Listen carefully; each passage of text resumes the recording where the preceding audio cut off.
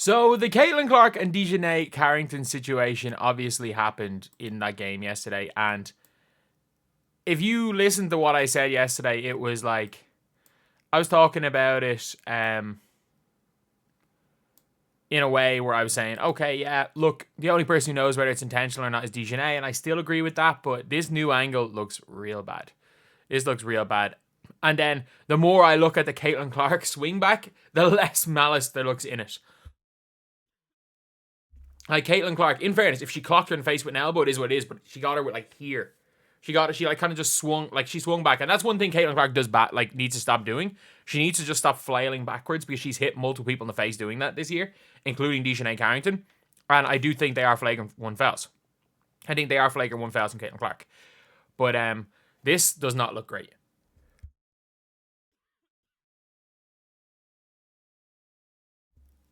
Like, that does not look good. Your arm does not do that. Like, first of all, there is no excuse for Dijonai Carrington, for players being allowed to wear claws. Like, there is absolutely no excuse.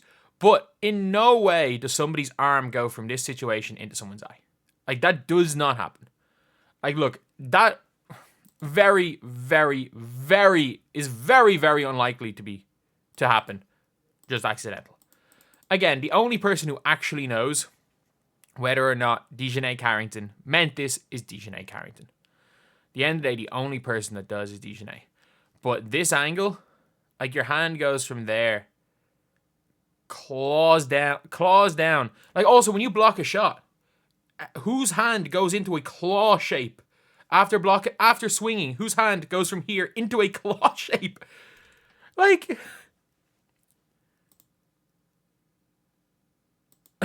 that looks so bad.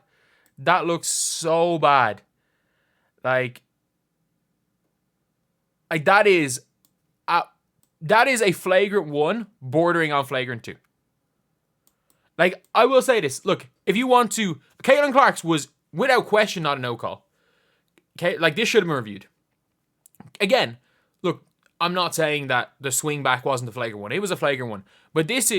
But Caitlin's swing back is common foul bordering on flagrant 1. This is flagrant 1 bordering on flagrant 2. And then also, by the way, I don't actually think the nails made any difference because she hit her with the the Mick Foley, or not the Mick. Well, it could be Mick Foley, but the Santino Morella, except into the eye. She hit her with the Captain Insano from The Waterboy. She hit her with the Captain Insano, like right to the eye. But totally intentional. This looks intentional. Stop watching things in slow motion. Man, I don't know what way even looking at that in real time doesn't make it look any better. But yeah, like, nothing's obviously going to happen. Nothing's going to happen at all with this. But, like, I don't understand how people can equate that to this. Like, I'm sorry, like, this is a foul bordering on flagrant 1. I'll admit that. Like, this is a push off as much as anything. The more you look at this, the less violent it looks. Like, the more you look at that, the less violent it looks. But again, it is even if it is just a flail back, it is a hit to the head. It's a flagrant 1 by definition. And then this is literally a flop. Caitlin Clark doesn't touch Dijonai Carrington here. Dijonai Carrington just jumps on the ground. Like, there's no contact in that one. There's actually no contact. And the fact is, you still have people right now, when they're that, like, that are that just anti-Caitlin Clark, that they said Caitlin Clark didn't even get a hit in the eye. She just flopped. I've actually seen people on the great app that is Twitter, but at the end of the day, like, look, this is a tiny, tiny percentage of people. But there are actually people with their own faces behind the profiles claiming that Caitlin Clark went in at halftime and, put makeup on her eye. Like, I don't know. Either way, though, look, Caitlin Clark came out and said it didn't make a difference to her game. I saw her shooting at halftime. It didn't look to make a difference. I think she just had a bad game. Like, if she says it didn't affect her eye or her game, there's no point like saying it did. But there needs to be, hopefully this brings in some sort of, not even just for this situation, because I don't think hitting someone with the freaking mandible claw like makes any difference whether they have nails or not, because it did look like she got her eye closed in time, and it doesn't look like she has any eye damage, thankfully. But like, it is a hazard.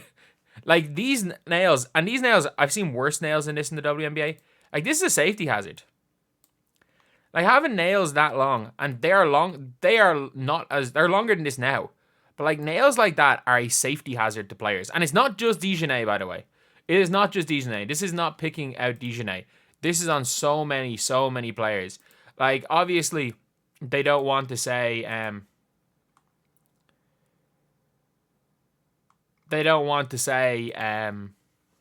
they don't want to like stop what the players wear and what they don't wear. But it's like, when something becomes part of a hazard to other players, they gotta do something about that. Like, if players want to have long nails, cool, they can wear fake nails. Just don't wear them on the court. Like, you're not allowed you can't have long nails in water polo. In most in most sports, they will check your nails. If you have too long nails, it's treated the same way as having like a necklace that's flying around all the place or something like that. Like, anything that isn't that can be a hazard to another player. And even in the NBA, they don't seem to do it. Like, if you've seen was it Jokic, where his arms are just entirely just cut up by people's nails.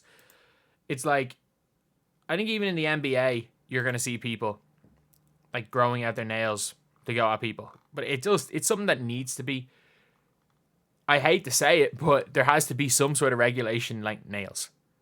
There really does. I don't think this makes a difference for this situation. This isn't just going at Dijonai Carrington. But yeah. There are probably, I can guarantee you there are players on the Fever that have nails that are above what should be regulation length. But there has to be something. Like, at the end of the day, player safety is more important than the players' freedom to have their nails as long as they want. I don't know. But let me know what you guys think. Do you guys think it's intentional? Do you guys think it's not? Do you guys think what Caitlin Clark did was worse? I actually think what Caitlin Clark did probably was intentional. It was probably a get back. Initially, I was like, an eye for an eye, but that angle makes it look 100 times worse, the Dijonai one. And the more you look at Caitlin Clark's one, the more you realize she kind of hit her with this part of her arm. Look, at the same time, Caitlin could very well have carelessly clocked her in the face with an elbow, just missed. So that's not to say the intent wasn't there, but I don't think there was an intent to swing an elbow at Dijonai's face. I think Caitlin just flailed her arm back, and whatever happened, happened. But anyway, yeah, that's pretty much it. That's the video. Thank you guys for watching. Please like, comment, and subscribe.